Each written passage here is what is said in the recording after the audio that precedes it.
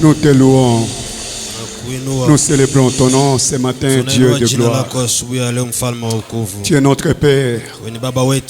Isaac ne nous connaît pas, Abraham ne nous connaît pas, Jacob ne nous connaît pas, David ne nous connaît pas, Salomon ne nous connaît pas, Samuel ne nous connaît pas, le prophète Isaïe ne nous a pas connus, le roi David ne me connaît pas, Saoul aussi, Seigneur de gloire, ne me connaît pas, Jean-Jacques, Pierre, André ne me connaissent pas, mais c'est toi qui me connais depuis la fondation du monde. C'est toi qui nous as connus, notre Dieu, dès la création, notre Sauveur. Tu nous connais, tu me connais, tu connais mon nom, tu me connais, Seigneur, depuis que je suis sur la terre, tu me connais. Et quand je vais quitter ce monde, tu me connais. Oh Dieu. Amen. Oh Dieu. Oh Mungu. Et nous venons devant toi ce matin à la table que tu as dressée pour la nourriture de nos âmes. Parce que nous ne pouvons pas vivre seulement de nourriture physique, de nourriture faite dans des cuisines humaines. Ça sert pour notre corps. Mais notre âme a besoin d'être nourrie. Notre esprit a besoin d'être nourri. C'est pas ta parole. Nourris-nous ce matin, Seigneur. Parle-nous aujourd'hui, Jésus-Christ. Que ta parole nous accorde la vie. Que ta parole nous accorde tout ce qui contribue à la vie et à la piété. Bénis chacun de nous, Seigneur, à l'écoute de cette parole, au nom de Jésus-Christ. Amen. Amen.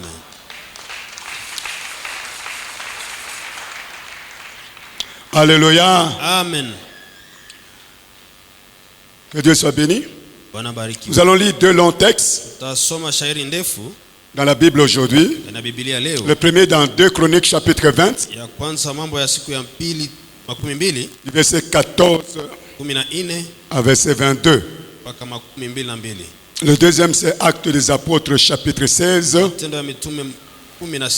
verset 22 à 26. Chronique chapitre 20, 14 à 22. Alors l'Esprit de l'Éternel saisit l'assemblée Jacques, fils de Zacharie,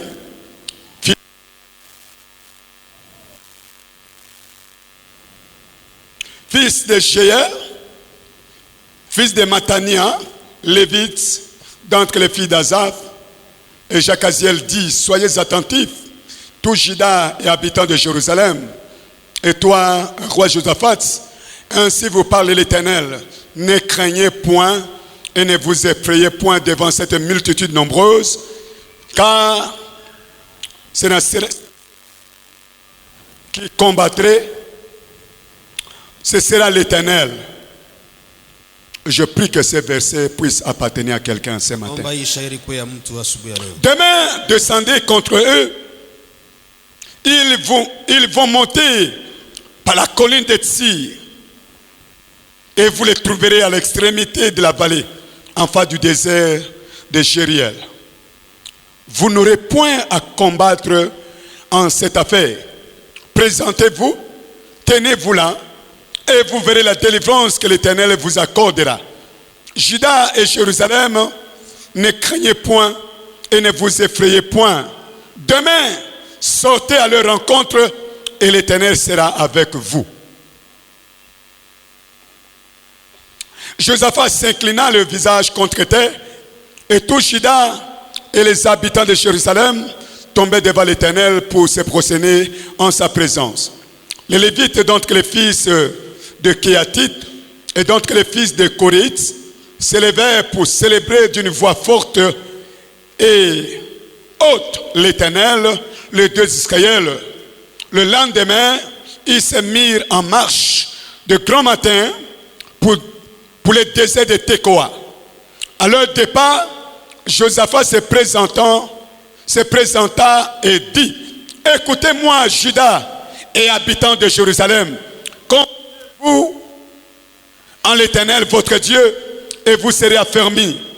Confiez-vous en ses prophètes et vous réussirez.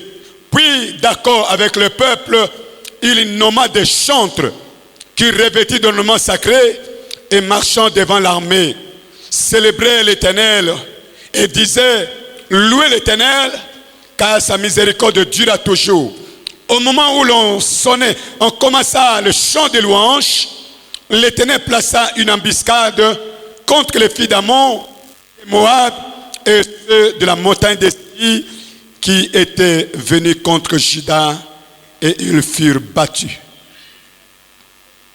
Actes des apôtres, chapitre 16, versets 22 à 26. La foule se souleva contre eux et les prêteurs, ayant arraché leurs vêtements, ordonnèrent qu'on les bâtît des verges. Après qu'on les eut chargés de coups, ils les jetèrent en prison en recommandant aux geôliers de le garder sûrement. Les geôliers, ayant reçu cet ordre, les jeta dans la prison intérieure et leur mit le cep aux pieds. Vers le milieu de la nuit, Paul et Silas priaient et chantaient les cantiques, les louanges de Dieu, et les prisonniers les entendaient. Tout à coup, il se fit un grand tremblement de terre, en sorte que les fondements de la prison furent ébranlés. Au même instant, toutes les portes s'ouvrirent et les liens de tous les prisonniers furent rompus. Amen. Amen. Ce matin, je voulais parler aussi d'un thème important que j'ai intitulé « Comment activer la puissance ». Comment activer la puissance de Dieu? Il y a plusieurs moyens d'activer la puissance de Dieu ou de provoquer la puissance de Dieu à se manifester. Il y a plusieurs moyens de chercher Dieu et d'expérimenter les miracles, d'expérimenter le surnaturel, d'expérimenter le prodige et les grandes choses. Plusieurs moyens. Aujourd'hui, je vais parler d'un moyen comment activer. Dans le texte de 2 Chroniques, 3 nations qui sont venues en guerre contre le pays de Juda. Il y a d'abord les fils d'Ammon, il y a la montagne de Séir qui se sont préparés à attaquer Juda. Alléluia. Amen. 3 grandes nations, ils se sont unis pour venir attaquer le royaume de Juda. Je voulais te dire, mon frère, ma soeur, que c'est pas que Dieu t'a donné quelque chose, que le diable ne va pas essayer de venir arracher la chose de ta vie ou de ta main. Dieu a donné le pays d'Israël aux enfants d'Israël, la terre de Canaan, qu'on appelle la terre promise. Il a donné cela au peuple d'Israël. Et par l'intermédiaire de ces 3 nations, Satan voulait arracher aux enfants de Juda le pays que l'Éternel leur Dieu avait donné par serment et par alliance. Ainsi, le diable a poussé plusieurs ennemis à venir s'attaquer et préparer la guerre contre Juda. Les fils d'Ammon, c'est les Ammonites et les Moabites, les descendants des filles de Lot. Ce sont des peuples maudits, descendants de Lot. Ils se sont unis avec les descendants d'Ésaü. Tous ces peuples sont des peuples maudits. Dieu les avait maudits. Ils sont venus faire la guerre à Israël, précisément au pays de Juda, par l'intermédiaire de ces 3 nations. Et avec sagesse, le roi Josaphat va rassembler tout le peuple de Juda. Il va les rassembler dans le temple de Dieu. Il fait une convocation solennelle. Il les invite à la prière avec jeûne.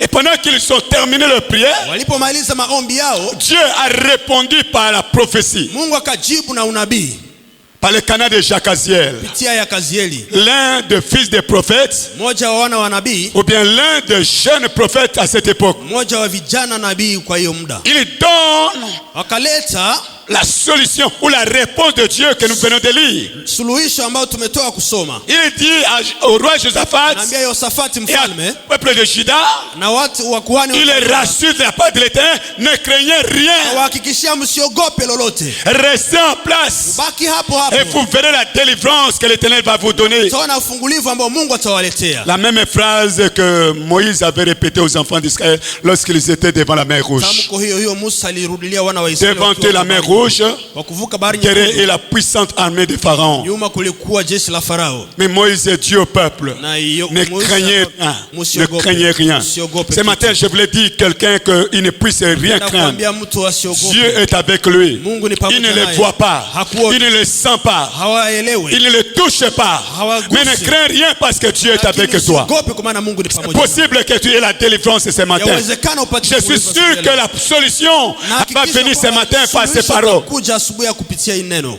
Au nom de Jésus. Amina. Il a dit ne craignez rien. Kawambia msiogope lolote. Et dans cette prophétie, Na hiyo unabii il donne la localisation exacte du lieu où s'étaient réunis tous ces armées avec leurs alliés. akaleta waziwazi mahali ambapo wale wajeshi walikusanyika. Il montre au roi de Juda non seulement là où ils sont, Akaonesha mahali waliko tu, mais Dieu leur accorde également la stratégie de la victoire. Comment ils vont vaincre cette armée? ya ushindi kupitia hii shairi. Et comment ils vont vaincre cette armée? Namna gani hiyo jeshi likuwa? Je vous assure que la stratégie que Dieu avait utilisée, ce sont les chants de louange. Njia ambayo Mungu alipitia ilikuwa sifa. Dieu voulait qu'ils utilisent les chants de louange. Mungu alipenda watumizie sifa. Dieu voulait qu'ils puissent chanter un cantique à l'Éternel. Alipenda waimbie Mungu sifa. Frères et sœurs, c'est quand même fou Ni ya uenda wazimu d'une armée qui va en guerre, kusikia jeshi nenda kwa vita, une armée qui est en face de grands ennemis. jeshi inakuwa mbele ya adui kubwa, Les ennemis sont tellement nombreux, na wanakuwa wengi tellement zaidi, nombreux. wengi zaidi. Mais que la stratégie pour remporter la victoire ou pour aller à la guerre Na njia kupata ushindi na kwenda vitani consiste à mettre devant les hommes en armes une équipe de chantres. na kutia mbele ya jeshi waimbaji. On nomme les chantres. On fait passer les lévites avec les instruments de musique. Makuhani na vyombo vya Et muziki. quand Josaphat leur demande de chanter, Na Yosafati akawahitaji kuomba. humainement parlant, c'est fou. Hapo na kama wenda wazimu C'est déraisonné. ni kukosa akili. En réalité, on devrait être les éclaireurs. Kwa kweli wangetia wapelelezi. Les gens qui ont des informations exactes sur les Watu ennemis. wana habari nzuri Les kwa gens qui adui. connaissent la stratégie des ennemis qui Watu sont dans ces wanajua milieux. hali ya adui kwa hii. On les appelle des éclaireurs. Ce sont eux qu'on devait envoyer devant l'armée. Wangependa kwenda mbele ya Puisqu'ils jeshi. connaissent d'où surgissent l'armée ennemie. Maana wanajua wapi adui Mais atatokea. ce n'étaient pas des éclaireurs. Haikukuwa Les wapelelezi. gens qu'on a mis devant l'armée, Watu walioenda mbele ya ce sont des jeshi gens qui n'étaient pas aguerris à la guerre. watu hawakuzoea Ils n'étaient pas vita. formés pour la guerre. Ils sont formés pour chanter à l'Éternel. Waliundwa kwa kuimbia Bwana. Mais j'aime parce que la Bible dit que la folie de Dieu est plus sage que la sagesse du Na monde. wazimu ya Mungu ni zaidi ya hekima ya ulimwengu. Josaphat nomme les chants. Yosafati Il akapeleka place les waimbaji. chantres devant. Katia waimbaji mbele. Il s'approche de leurs ennemis. Wanakaribia adui zao. Et il commande aux chantres que dans tous les cantiques, Naambia waimbaji waitie je nyimbo. crois il y avait de grosses caisses qu'on était en train de jouer. Kulikuwa ngoma kubwa kubwa Il y avait des walipiga. fanfares qu'on était en train de jouer, des Kulikuwa ngoma trompettes. walipiga. Il y avait des tambours. Kulikuwa ngoma. Il y avait toutes sortes d'instruments de harpe, comme la harpe de David. Kwa vyombo vyote vya muziki hata kinanda. On posait la question, mais c'est font quoi? Wanasema hii ni nini Nous tena? vont à la guerre. Tunaenda Mais vitani. ce n'est pas comme ça qu'on va à la guerre. Si vile tunaenda On va à la vitani. guerre avec des armes. Tunaenda na Ce sont silaha. les hommes armés qui doivent être devant les champs. Wenye silaha wanaweza kuwa Avec mbele. des armes. Na silaha. Les chars de combat doivent passer devant. Na vyombo vya vita vinapita Les mbele. hélicoptères de chasse doivent passer devant. Hata ndege za vita Les zinapita Sukhoi mbele. doivent surveiller l'armée ennemie. Wanaweza kupita juu ya Mais adui. Dieu n'a pas besoin de tout ça. Mungu hana haja yote Dieu haya. se suffit à lui-même. Mungu Il anajitoshelea. nomme les chantres. Anatia On ordonne aux waimbaji. chantres de chanter. Wanawacha kuimba. Il marchait devant l'armée. Atembea mbele ya jeshi. Quel était leur chant?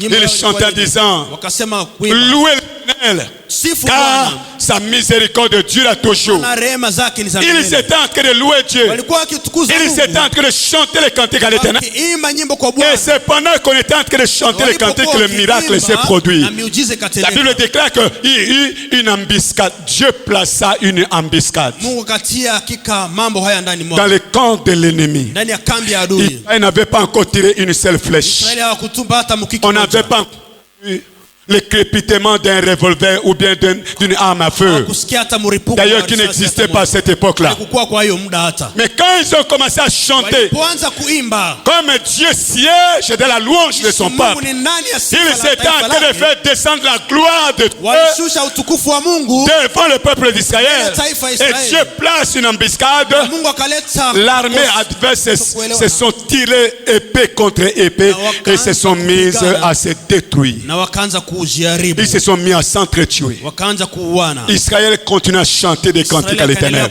Kuimba nyimbo Alléluia. kwa Bwana. Et je crois que les hommes de l'armée chantaient également ces cantiques-là à Nazo l'Éternel. wajeshi pia waliimbia Et ils Bwana. étaient observateurs. Walikuwa wakitazama Ils tu. étaient en train de contempler comment le camp de l'ennemi est à débandage. Walikuwa wakitazama Comment kati les ya adui ennemis kuna entre haribika. eux-mêmes Waadui kati yao sont en train de se tuer wanajiua les uns les autres. moja kwa mwingine.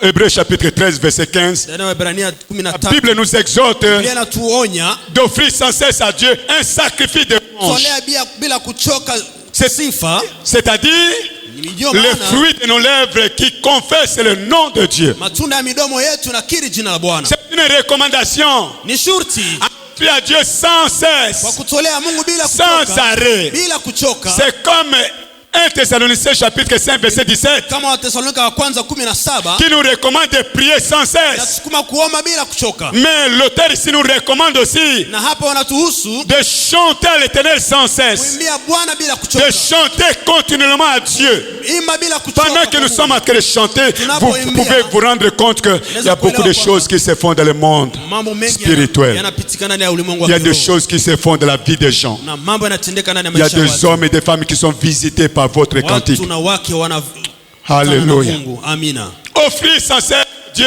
un sacrifice de louange. Tolea kwa Mungu bila kuchoka mazabibu Ces ya- sacrifices ya sont sifa. les fruits de nos lèvres qui confessent le nom de notre Dieu. Ni matunda ya midomo yetu nakiri jina la Bwana wetu. Alléluia. Amina. Nous avons besoin de faire. Tuna haja ya kuyafanya. De même que les sacrificateurs de l'Ancien Testament Na hapa offrent makuhani de l'holocauste et de l'encens dans l'Ancien Testament, Walitolea zabihu ndani ya Agano la Kale, ils étaient oints pour cela. walipakwa juu ya hiyo. Offrir l'holocauste à Dieu, Kutolea zabihu kwa Mungu, offrir aussi l'encens à Dieu. kutolea pia zabihu Il y kwa avait Mungu. deux autels sur lesquels on offrait des sacrifices à Dieu. Kwa madhabahu mawili ambao walitolea Il y a zabihu. d'abord l'autel de l'holocauste Kuna kwa zabihu, qui est dans le pays. Tout le monde peut voir cela. madhabahu ya mazabihu walikuwa Sur lesquels on offrait des animaux. juu yake walitolea On plaçait les poings walitia et on plaçait les morceaux des animaux partagés. na ukatia minofu ya nyama juu yake, Et les sacrificateurs mettaient le feu. na kuhani alitia moto. Lorsque ça commençait à brûler, Ilipoanza la kuchomeka, fumée monte vers le ciel. moshi kapanda na C'est mbinguni. cette fumée qui est la nourriture de Dieu. Hiyo moshi ni C'est chakula cha cette Mungu. fumée qui est l'adoration que Dieu veut recevoir. Moshi ni maabudu ambayo Bwana anapokea. Après avoir offert sur l'autel de l'Holocauste, Kisha kutolea kwa madhabahu ya sabihu, il entre, il change la tenue, il entre dans le lieu très saint, dans le lieu saint. anaingia ndani ya mahali takatifu. Là, il offre à l'Éternel de l'encens. Hapo anatolea ubani Dans le lieu saint où se trouve le parfum, ndani ya mahali takatifu, où se trouvent kunakuwa toutes ces choses, l'encensoir également. na hiyo Il met du feu là-dessus anatia moto huko, et on sent une odeur très agréable qui monte aussi. sikia Donc harufu nzuri Dieu kupanda yulu. désirait tellement cela. Alipenda hiyo kabisa. Aujourd'hui, nous, Na leo sisi on n'offre pas ces animaux. hatutolei Nous manyama, n'offrons pas forcément de l'encens à notre Dieu, tutolea ubani kwa Mungu, mais nous offrons à Dieu tunatolea Mungu des sacrifices de louange biu ya sifa avec les fruits de nos na lèvres. matunda ya midomo Dieu yetu. veut que nous chantions pour sa gloire. Anapenda tumuimbie kwa Dieu veut que utukufu. nous apprenions à chanter, Anapenda tujifunze que nous kuimba. connaissions très bien chanter. Tuweze Et pourquoi kuimba pas vizuri. apprendre le cours de la musique? Na kujifunza hata Pourquoi masomo pas ya savoir muziki, jouer les synthétiseurs? kucheza hata Pourquoi pas kinanda, gratter la guitare? na kucheza hata Pourquoi vinanda, pas taper sur le tam-tam hata kucheza et sur le ngoma drum? na hiyo ngoma zote. Alléluia. Amina. On a besoin de perfectionner ce service-là. Na haja ya kuendelesha hiyo kazi. J'ai besoin, mon frère, ma soeur, Na haja ndugu na que le dada, Seigneur puisse te bénir Mungu akubariki. et que tu puisses habiller l'union musicale qui est là. Uweze kuvalisha Que waimbaji tu huko puisses hapa. lui porter secours. Uweze kuwaletea msaada. Que tu prennes à cœur. Uweze kuleta kwa roho. Que tu me donnes un $10,000. Ulete hata $10,000. J'ai seulement besoin de $10,000. Na haja ya $10,000. Que nous devons acheter tous les instruments et changer. Tuweze kuuza. Vous ne pouvez pas vous rendre compte combien nos techniciens luttent chaque jour, à chaque fois que nous avons le culte ici. Ndugu wetu wanapigana tunapokuwa katika Ils ibada doivent hapa. les choses. Waweze kwa Vous voyez, de temps en temps, le micro, ça cale. muda kwa muda Il y microphone a un peu d'interruption de la voix. inazimika kwa C'est sauti. parce que c'est à cause de la vétusté de nos instruments, nous devons les remplacer. Kwa ajili ya kuchoka ya vyombo inabidi tuvibadilishe. Et toi qui as l'argent à la maison, tu peux prendre cet argent, servir le Seigneur Weza avec. kuleta hiyo pesa na Acheter les instruments, nauza vyombo. prendre soin de notre union musicale. Weza kutumikia Et j'ai besoin que notre modératrice comme celle-là, kama huyo wetu leo, j'ai besoin qu'elle ne vienne pas comme aujourd'hui avec sa robe telle qu'elle est là, elle est jolie dans sa robe. Mais j'ai besoin que tu l'habilles avec un beau costume. Que lorsqu'elle se tient ici, lorsqu'il se si anaposimama hapa, qu'il soit la gloire de Dieu, qu'il nous amène plus loin. atupeleke mbali. Lorsqu'elle voit que ce que je mets sur toi, sur moi, c'est quelqu'un qui me l'a offert, Ni mtu je alitolea, vous assure qu'elle va nous conduire atatuongoza avec la dimension de l'onction du na Saint-Esprit. upako ya Roho Mtakatifu. Alléluia. Amina. Nous avons besoin d'entretenir cette union Na musicale. haja ya kutengeneza wao Nous avons waimbaji. besoin que l'Église puisse porter son attention sur ce ministère de chant. Kanisa weze kuleta hakika. Qu'est-ce que nous devons faire? Tuna C'est possible avec ton argent, yawezekana na pesa ya nous puissions louer le professeur de l'INA à venir donner le cours de la musique ici à tuweze l'église. kuleta walimu wa muziki walete hapa masomo. Nous devons mettre des paquets, mon frère, Tuweze kuleta hakika hiyo. mettre des moyens nécessaires Kutia pesa pour ce inawezekana ministère, kwa ajili ya hii huduma. parce que tous les autres ministères vont terminer. Kwa maana ingine huduma Moi-même, mon itakwisha. ministère de prédication va prendre Huduma ya fin. mahubiri Le itakwisha. ministère de prophétie va cesser. Ya unabii Les itakwisha. visions vont cesser. Hata maono yatakwisha. Alléluia. Les Amina. miracles vont disparaître. Muujiza itakosekana. Les aveugles ne vont plus continuer à voir. Vipofu Parce que hawataendelea lorsque nous kuona. allons entrer dans les lieux célestes, Tutakapoingia ndani ya mbinguni, lorsque nous serons au ciel, tutakapokuwa il y mbinguni, a un seul ministère qui va continuer. itakuwa huduma moja C'est le itaendelea. ministère de chant et de Ni louange. huduma ya nyimbo C'est le za ministère sifa. d'adoration à l'éternel notre Dieu. Huduma ya maabudu kwa Mungu Il wetu. restera éternellement. Tabaki milele na milele. D'éternité en éternité. Milele na milele. Nous resterons avec un seul ministère. Tabaki na huduma Pendant que moja. l'église ne va pas exister. Kanisa Pendant qu'il n'y aura haitakuwepo. pas de prophètes. Hakutakuwa Pendant qu'il n'y manabii. aura pas des apôtres. Hakutakuwa Mais le seul makuhani. ministère Lakini huduma va moja tu. exister pour toujours. Itabaki milele. Nous devons les soigner maintenant. Inabidi tuyatunze Et nous devons sasa. aussi soigner les gens Na qui tutunze s'occupent watu de ces ministères. wanahusika na hiyo huduma. Est-ce que quelqu'un m'attend? Mtu ananisikia? Alléluia. Amina.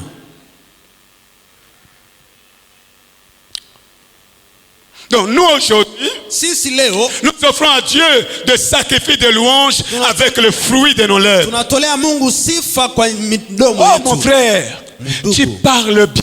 Unasema Tu vizuri. chantes bien. Unaimba vizuri. Pourquoi pas chanter à Dieu de tout son cœur? Kwa nini usimbie Mungu kwa roho yako yote?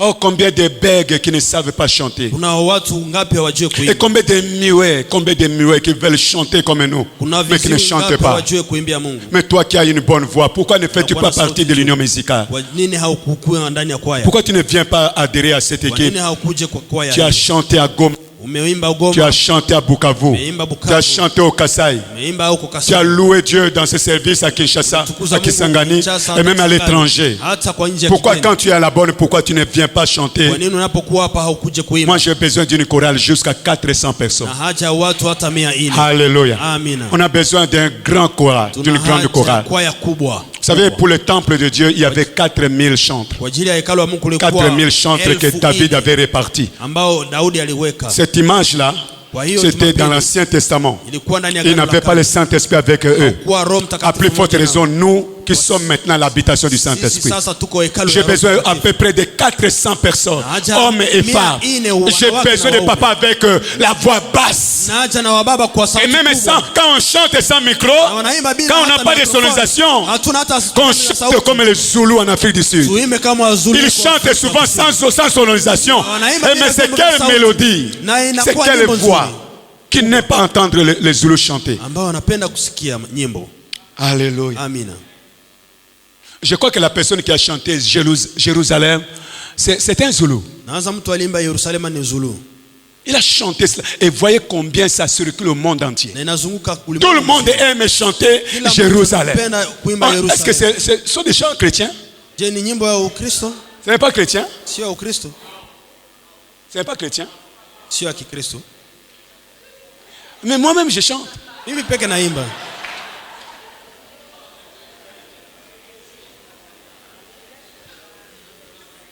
Alléluia. Amina. J'ai vraiment le grand souci que la qualité de notre chorale change radicalement. Na haja hali ya kwaya yetu. Vous savez mon frère et ma soeur, moi personnellement je souscris pour l'excellence. Mimi kwa upekee na J'aime que tout ce qu'on doit faire pour Dieu yale napenda tufanyie Mungu soit plus excellent que jamais. kuwe zaidi kabisa. Soit plus excellent. C'est lui à qui revient la révérence des révérences. Kwake kuna stahili heshima. C'est à Dieu que revient Ni kwa Mungu tous les kuwa services meilleurs. kazi zote nzuri. C'est pour Dieu. On a besoin d'avoir des orgues ici. Tuna haja Cet instrument-là, quand on joue, hayo vyombo on a wanacheza. besoin d'avoir des pianos. Tunapenda tupate Pianos comme un Roland ici. kama hiyo. Pas seulement des synthétiseurs. Hapana synthétiseur tu. J'ai besoin au moins de 4 pianos. Tunapenda hata piano. 2 ici et 2 de l'autre côté. Mbili huko. Alléluia. Amen. J'ai besoin d'avoir 2 drummers. Tuna haja wapiga ngoma wawili. Un drummer dans sa cage de l'autre côté ici. Un autre drummer de l'autre côté. Na mwingine kwa upande mwingine. Pourquoi je dis ça? Kwa nini nasema hivyo? Parce que nous n'avons pas un autre lieu où nous devons nous réjouir. Hatuna mahali pengine tunaweza kufurahi. Notre réjouissance c'est seulement Furaha yetu ni hapa dans tu. 2 heures. Et d'ailleurs ce n'est même pas pendant 2 heures. Na si saa mbili tu. La louange prend à peu près 45 minutes ici à l'église. 45 minutes. Et que pendant ces 45 minutes, on a besoin d'atteindre le maximum de louanges que Dieu veut. Je suis en train de parler à quelqu'un que Dieu est en train de toucher ce matin. Dieu touche ton cœur. Dieu attire ta pensée à ce que je suis en train de dire. Dans ton cœur, tu es en train de remuer des pensées. C'est vrai, je ne fais rien à l'église. Je crois que cet appel me concerne. Je dois agir. Alors vois-moi à la fin de ce culte. Amen. Amina. Ce sont ces paroles que nous déclarons sous forme de chants de louange, sous forme de chants d'action de grâce au Seigneur notre Dieu. Les sacrifices de louange sont capables de transcender certaines déclarations sans vie, déclarations superficielles. La louange peut transcender de grandes déclarations également. Et lorsque vous rendez grâce à Dieu, vous devez des raisons précises pour faire cela. Et lorsque vous exprimez ces raisons, c'est ça la louange. Je prends l'exemple de 2 Rois chapitre 18, chapitre 19. Presque la même histoire avec le roi Josaphat. Cette fois-là, c'est avec le roi Ézéchias. Cet homme avait fait beaucoup de bien en Israël. Il a restauré même le culte en Israël. Après avoir fait tout le bien qu'il a fait à la gloire de notre Dieu, une puissante ennemie est venue, un puissant ennemi est venu contre lui. Les Assyriens sont venus avec une très forte armée. Le roi Sankérib a envoyé contre Juda son chef de la messe qui s'appelle Rabshakeh. Il est venu avec une forte armée. Et il s'avance. Il s'avance vers la muraille de Jérusalem. Quand le roi Ézéchiel avait appris cela, il a envoyé une ambassade pour aller rencontrer ces gens. Ils sont venus le supplier. Et Rabshakeh, très orgueilleux, a pris la parole. Il dit, allez dire à votre roi Ézéchias, sur quelle force vous vous appuyez pour ne pas vous soumettre à mon roi, le roi Sankérib. Vous vous appuyez sur quelle force? Vous vous appuyez sur quelle puissance? uwezo Vous gani? n'avez pas appris ce que les rois d'Assyrie ont fait à des nations. Hamkuelewa yale Waasuria walifanya kwa Ils ont mataifa. détruit leur Dieu. Waliharibu miungu Ils les yao. ont jetés dans le feu. Waliutupa ndani ya moto. Ils ont amené des nations captives. Walileta mataifa Qu'est-ce que nous les Assyriens nous n'avons pas fait au monde? Si nini sisi Waasuria tukufanya kwa ulimwengu? Ils ont supplié Rabshakeh pour dire: Wakasi Rabshake wakisema, pardon, ne nous parlez pas en araméen. Parlez-nous en langue judaïque. subie kwa Kiyuda. Afin que les gens de l'armée qui sont sur la muraille ne puissent pas écouter. Kusudi wale huko juu ya Rabshakeh s'approche encore. Rabshake Et il crie à haute voix akasema kwa sauti dans kali la langue qu'on ne veut pas qu'il puisse parler. ndani ya lugha Il wanapenda crie kusema. fort. Akasema kwa nguvu Il insulte ces gens de l'armée. na akatukana jeshi. Il insulte aussi l'Éternel. Akachukana vile Mungu. Les délégués du roi Ézéchias sont rentrés. Wajumbe wa mfalme wakarudi. Ils étaient bouleversés. Ils Wakachoka. sont rentrés les vêtements déchirés. Wakarudi vazi imepasuka. C'était déjà une de l'humiliation. Ilikuwa hakika Ils sont kushushwa. allés voir le roi Ézéchias. Kaenda kuona mfalme Et Ezekia. le roi Ézéchias est monté au temple avec ses gens. Akapanda hekaluni na watu wake. Il a crié à Dieu. Akalilia Mungu. Il a dit: Dieu, Akasema Mungu, les enfants sont prêts de sortir. watoto wana tayari ya Mais il y kutoka. a vraiment le manque de capacité nécessaire pour pousser ces enfants dans la vie. Wanakosa uwezo ya kuwasukuma. Nous avons la douleur de l'enfantement. Tuna uchungu Mais wa nous uzao. n'arrivons pas à bien inventer. On Hatuwezi n'est pas kuzaa fort. vizuri. Hatuna On n'est nguvu. pas fort. Hatuna nguvu. On n'est pas fort. Hatuna nguvu. Souviens-toi, Éternel. Tukumbuke Bwana. Il est vrai que les rois d'Assyrie Ule mfalme wa ont Asuria détruit des nations, waliharibu ont mataifa, détruit des dieux waliharibu et les ont miungu, jetés dans le feu. waliwatupa ndani ya moto. Mais ce n'était pas des vrais dieux. Haikukuwa C'était Mungu des wa morceaux kweli. de bois, Ilikuwa c'était vyombo des vya morceaux de kuni, fer, ilikuwa c'était vya des chuma. choses de fer des mains d'or Ilikuwa mambo qu'ils avaient yalifanyika na détruits. mikono Mais waliwaharibu. notre Dieu, nous savons qu'on ne te Mungu wetu détruit pas. hawezi Personne ne kuharibu. peut te détruire. Hakuna mtu anaweza kuharibu. Alléluia. Amina. Il envoie même des messagers au prophète Isaïe. Akatuma hata wajumbe kwa Isaya. Allez dire au prophète Mwende kuambia que nous nabii. sommes foutus. Sisi Que hatuna le prophète nguvu. Isaïe fasse monter une prière vers son Na Dieu. Isaya yaombe. Et peut-être que l'Éternel, Pengine peut-être Mungu. que l'Éternel pourra avoir compassion de nous. Pengine Mungu atatuonea huruma. Isaïe a prié. Isaya akaomba. Il est venu dire à Ézéchias: Akakuja ambia Ezekia, n'aie peur de rien. usiogope kitu. N'aie peur de rien. Usiogope lolote. N'aie peur de rien. Quand vous avez suffisamment prié, il ne faut plus développer la peur. Unapoomba usitie tena woga. N'ayez plus peur de rien. Usiwe tena na woga. Il dit à Ézéchias: Kambia ce Ezekia, n'est plus vous qui combattrez, si wewe ça sera l'Éternel. Ni Bwana tu atapigana.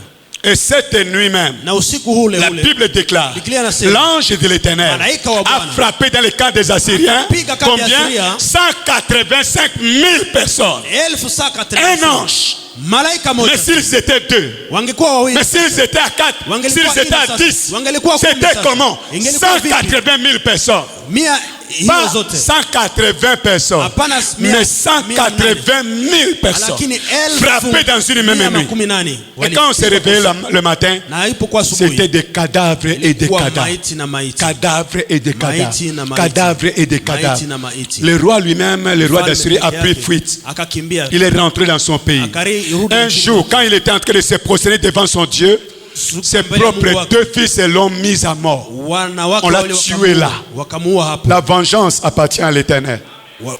Alléluia. Hasira ni kwa Mungu. Amen. L'une des stratégies, c'est le chant. Ni nyimbo tu. C'est le chant. Ni nyimbo. Ce sont des confessions.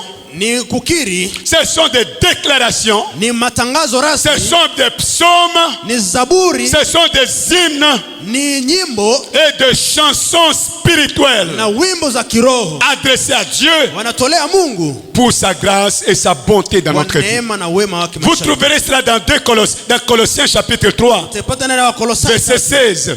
16. L'auteur dit: entretenez-vous par des chants, Muweze kuimba nyimbo. entretenez-vous par des psaumes, Muimbe ya par zaburi des hymnes, na nyimbo. par des cantiques spirituels, Kiroho. chantant à l'Éternel sous l'inspiration du Saint-Esprit. Kuimbia Bwana kwa Roho Mtakatifu. Il commence à dire, en Anaanza disant kusema, que la parole de Christ habite en vous Neno la abondamment. Bwana iriti ndani mwanyu kwa Que la utele. parole de Christ habite en vous Neno la abondamment. Kristo kae ndani kwa La utele. parole de Dieu Neno la avec Mungu. les chants, Na nyimbo ça crée les miracles. naunda miujiza. Ça crée des miracles. Naleta muujiza. Ce sont également des hommages Ni hakika heshima ou des propos en reconnaissance et en célébration du nom de l'Éternel notre Dieu. ama maneno ya shukurani kwa Mungu wetu. Ce sont des confessions de la parole de Dieu ni kukiri neno la Mungu que nous faisons pour le glorifier pendant que nous sommes en train de prier. tunaofanya tukimtukuza tunapoomba. Quand vous priez, mon frère, ma soeur, Unapoomba ndugu na dada, il faut laisser parfois tomber d'autres paroles de votre prière. uache maneno mengine ya maombi yako. Il faut prier avec des versets bibliques. Omba na shairi za kibibilia. Il faut pas rester seulement que kolo ungamona na yo soko salite na kokufa na kosambwa. Non. Nitafariki hapana. Dis-lui que c'est lui le créateur du ciel et de la terre. Ndiye muumbaji wa mbingu na nchi. Dis-lui Mwambie qu'il a ouvert les yeux aux aveugles. alifungua macho ya vipofu. Dis-lui que c'est lui seul qui avait dompté les démoniaques de Gadara que personne n'avait dompté pendant plusieurs années. Mwambie ndiye alifungua mazimu wa Gadara. Les chaînes ne l'ont pas dompté. Minyororo haikumfunga. Les fers n'avaient pas dompté également cet homme. Kumfunga huyu mtu. Il avait sa demeure dans les sépulcres. Alikuwa akikaa makaburini. Personne ne passait par là. Hakuna mtu alipita Il huko. se maîtrisait de pierre. Alijiumiza na Il mawe. criait toute la nuit. Alipaza sauti. Mais quand Jésus l'a rencontré, Wakati Yesu alikutana naye, l'indomptable a été dompté. Ce sont des choses pareilles que Dieu veut entendre. Il veut entendre des éloges. Il veut entendre des progrès qu'il avait fait dans ta vie ou dans la vie de quelqu'un d'autre. Il veut entendre des paroles de témoignage. Ce qu'il avait fait avec Israël, ce qu'il avait fait avec Moïse, ce qu'il avait fait avec David, ce qu'il avait fait avec Joseph en Égypte. Il veut que tu lui relates cela. Place les éléments de la parole de Dieu dans la parole de ta prière. Ça rend ta prière puissante. Ça rend ta prière vivante. Tu ne dois pas prier seulement la prière de tout le monde. Les mêmes refrains, les mêmes paroles. Non, il y a plusieurs choses dans la Bible.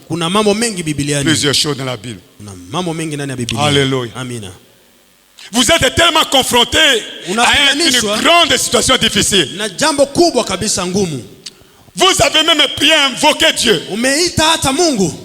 Jusqu'à tel point que vous avez déclaré la promesse de Romains chapitre 8.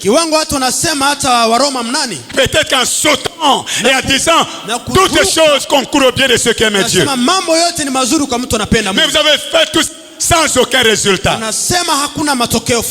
L'une des façons pour activer la puissance de Dieu, c'est la louange.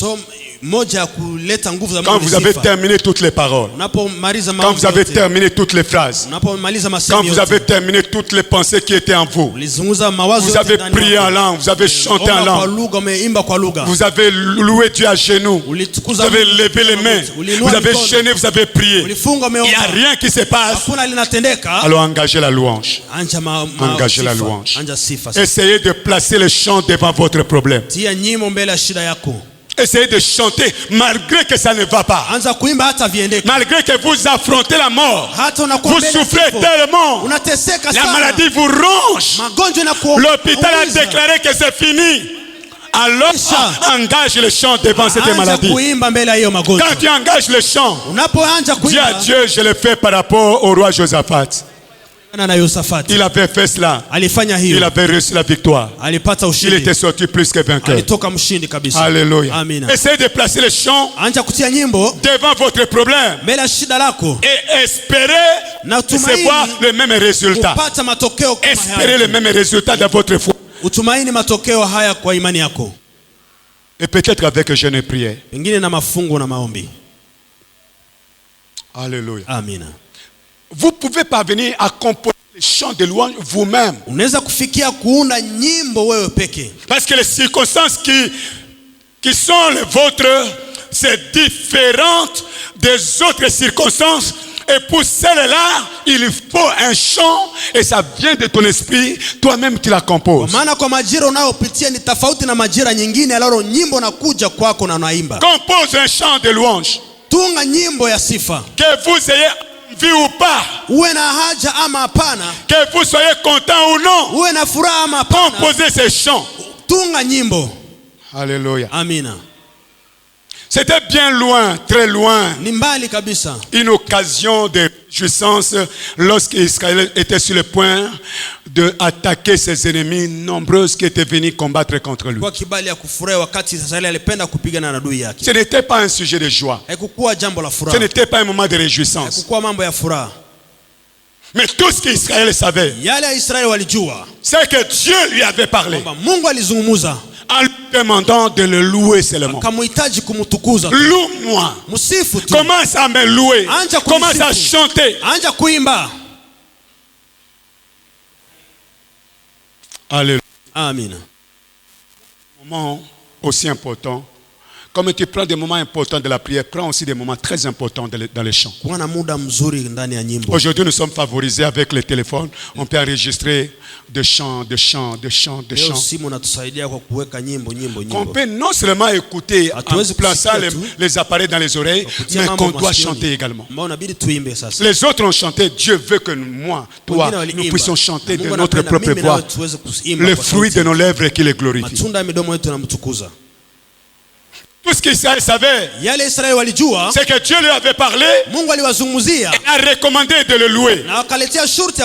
Ils ont fait cela et la victoire était assurée. Avec ton Dieu, ne calcule pas trop. Ne réfléchis pas beaucoup sur la petite chose que Dieu t'a dit. Souvent, Dieu n'insiste pas.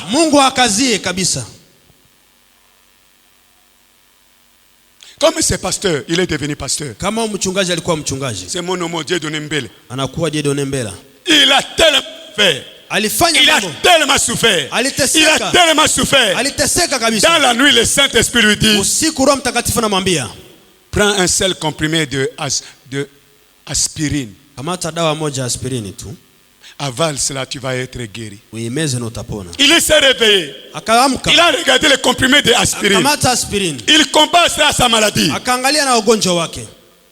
Pas une cure, mais un seul comprimé. Alors il a dit non, ce que j'ai vu là, ce n'est pas un songe, ça ne vient pas de Dieu. Il a continué les soins. Ça ne changeait pas. Un jour, il a fait la prise de conscience. Mais ce jour-là, on m'avait demandé de prendre un comprimé d'aspirine. Il vient, il prend un comprimé d'aspirine avec de l'eau. Il a bu, fini guéri.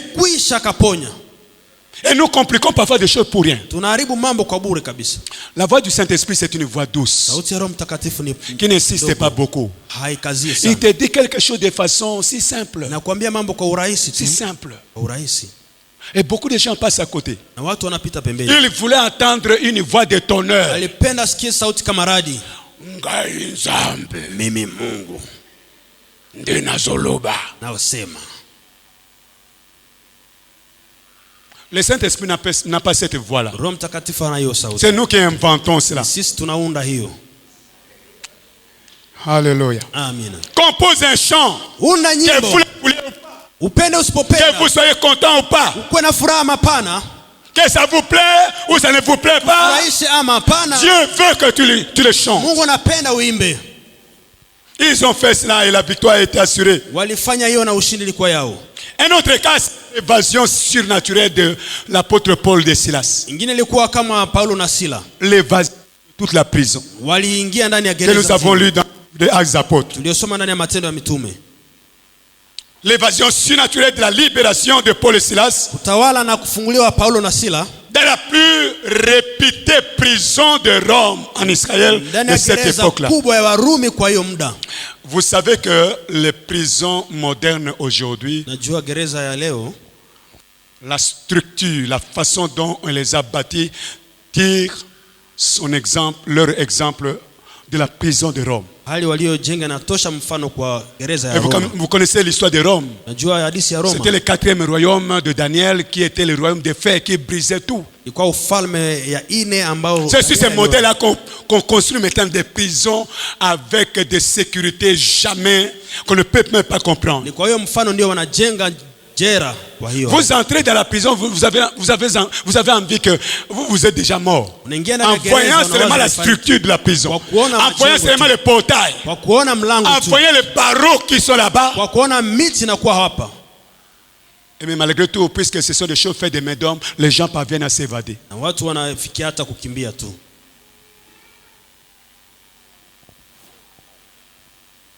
Donc dans une pareille situation, Paul et Silas, en lisant les textes, on dit que le prêteur leur a arraché les vêtements. À l'époque, pour fouetter quelqu'un, on lui arrache les vêtements. on les fouette au dos wanampiga mgongoni, et on va voir les effets de ces fouets-là. na wataona On matokeo va ya voir la fimbo haya. flagellation, comment les sangs vont commencer à couler de Wataona partout. vile damu na Comment cet homme va s'affaiblir complètement. vile mtu atateseka kabisa, Il ne va plus se mettre comme ça. hata shimama tena Sa hivi, position sera toujours sur son ventre. atakuwa Il va s'étaler tumbo sur le tu, ventre. akalale ya tumbo tu. La Bible dit que les Pierre et Paul et Silas ont été chargés de coups. Paulo na Sila wakapigwa kabisa. Le coup là, ce n'est pas n'importe quel coup. Hiyo mapigo Il y a des militaires formés seulement pour fouetter les gens. Des bourreaux chargés de fouetter les gens, comme ceux qui avaient fouetté Jésus-Christ. C'était des militaires élites du pays, des gens de grande renommée, des grands tortionnaires. C'est son travail. C'est comme ça qu'il se sent heureux dans sa vie. Alors ça lui plaît. On a chargé de coups ces hommes. On peut imaginer qu'ils étaient étalés sur le ventre. Et en plus de cela, dans l'intérieur de prison, on avait des cèpes, de ces métaux chargés de torturer encore davantage les gens aux pieds et peut-être à la main aussi.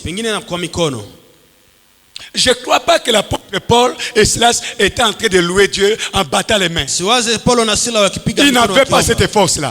Et la Bible me dit seulement qu'au milieu de la nuit, ils étaient en train de chanter les cantiques de l'Éternel et de louer Dieu. Ils n'ont pas loué à basse voix. Si c'était nous aujourd'hui, ça aurait été peut-être des chants funèbres qu'on allait composer et chanter. Ce serait les chants de désespoir. J'ai chassé ces démons-là en ton nom. J'étais venu pour l'avancement de ton royaume. Ce serait des plaintes sur plaintes. Mais pas Paul et Silas. Ils ont chanté les cantiques de l'Éternel. La Bible dit qu'ils ont chanté les cantiques de l'Éternel. Et le prisonnier les a entendus. C'est au milieu de la nuit. Les prisonniers sont affamés. Ils n'ont plus de courage. Une telle personne peut dormir profondément. Son seul réconfort, c'est le sommeil profond. Mais dans le sommeil profond, les cantiques les a réveillés. Ils ont chanté les cantiques de l'Éternel. Et les prisonniers les attendaient. Tout d'un coup, les miracles se produisent. Miracle. Une expérience, une occasion à sauter dessus. Alléluia. La terre a tremblé. C'est seulement la terre de la prison qui a tremblé. Pas d'autres contrées. On allait écrire cela, on allait parler de cela dans les journaux. La terre a tremblé à la prison. Les liens de tous les prisonniers étaient rompus automatiquement. Et les portes de prison furent brusquement ouvertes. Tout était ouvert. Les gardes étaient devant. Les gardes étaient encore à l'autre porte. Il y a encore des gardes à la porte intérieure. Et toutes ces portes-là étaient ouvertes. Imaginez combien les cadenas étaient en train de tomber de soi-même. Toutes les portes sont ouvertes. Les liens des prisonniers étaient rompus. Les tremblements de terre. Et quand les geôliers, qui était aussi témoin de chants que Paul et Silas étaient en train de chanter, parce qu'il a vu cela, il savait que sa mort était déjà résolue. Si les prisonniers s'évadent, le matin on pendre à un bois. C'est comme ça que les Romains faisaient. Et le centenier avait une épée à son côté. Quand il voit ça, il tire son épée. Et lorsqu'on tire l'épée, ça sonne. Ça crée un son. Paul dit non. Ne te fais pas du mal. Ne te tue pas. Nous sommes tous ici. Et cet homme demande la lumière. Quand on allume, quand on donne la lumière, il voit que tous les prisonniers étaient là. Il est venu tomber devant les gens qui ne pouvaient pas s'asseoir convenablement. Il est venu tomber devant les gens qui étaient sérieusement de souffrir. Vous pouvez imaginer qu'ils avaient des bosses au visage. Peut-être que l'autre œil ne voyait plus. Peut-être que la bouche était blessée.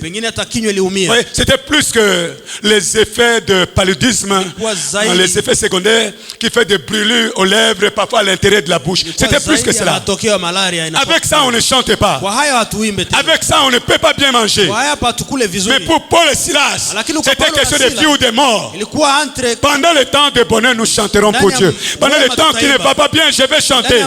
Malgré que ça ne va pas de la bouche, malgré qu'ils ne pouvaient pas bien prononcer les paroles de chant, ils ont chanté à haute voix et tous les prisonniers les ont entendus. Amen. Nous, on est choisi par l'occasion. Que ce soit favorable, que ce soit défavorable. Je vais chanter pour Dieu.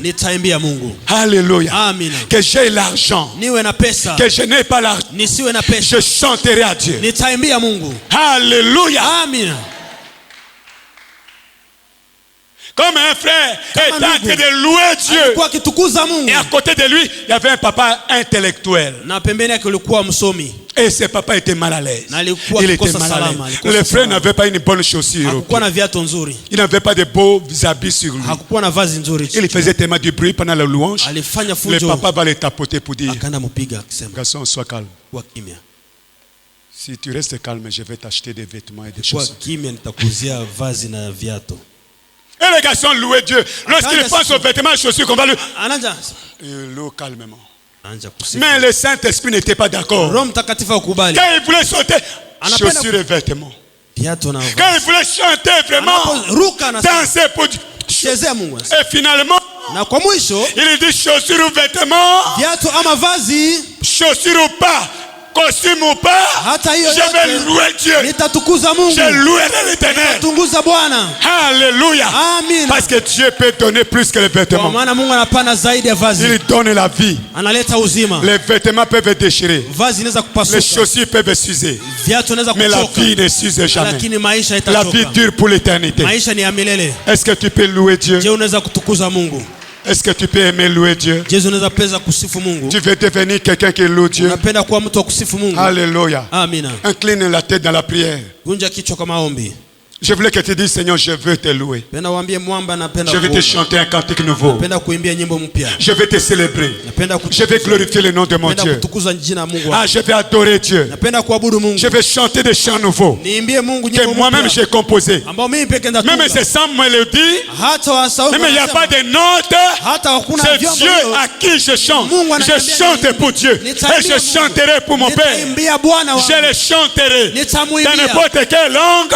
Je vais chanter à mon Père. Alléluia. Alléluia. Alléluia. Et pourquoi pas là où tu es, tu commences à chanter un cantique à toi-même. Pourquoi pas chanter à ces dieux? Alléluia. Comment ces chants que tu aimais chanter quand tu es encore un tout petit enfant, quand tu étais encore un petit garçon? Comment ne pas chanter pour Dieu? Comment ne pas le louer? Comment ne pas l'adorer? Comment ne pas le glorifier? Je chanterai à mon Dieu. Je désire que le chant soit la dernière parole que je vais dire à Dieu.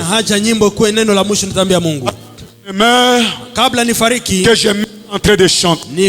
Seigneur, sur le lit d'hôpital, je ne sais pas. À la maison, chez moi, je ne sais pas. Je ne sais pas où. Je ne connais pas les circonstances de ma mort. Vais-je mourir d'un accident? Je ne sais pas. Vais-je mourir d'un coup de balle? Je ne sais pas. Vais-je mourir à l'hôpital? Je ne sais pas. Vais-je mourir subitement? Je ne sais pas. Mais que ce jour, mais que ce temps soit précédé par la louange. Je peux te louer. Que je mette la louange de la bouche. Que je mette en train de chanter Dieu. Que je mette en train de louer Dieu. Que je mette dans la gloire. Que ma vie ressemble à la vie de Paul. Que ma vie ressemble à la vie de Silas. À la vie de Pierre. Que ma vie, que la fin de ma vie soit meilleure que le début. Que la fin du jour soit plus meilleure que le commencement de ma vie. Au nom de Jésus.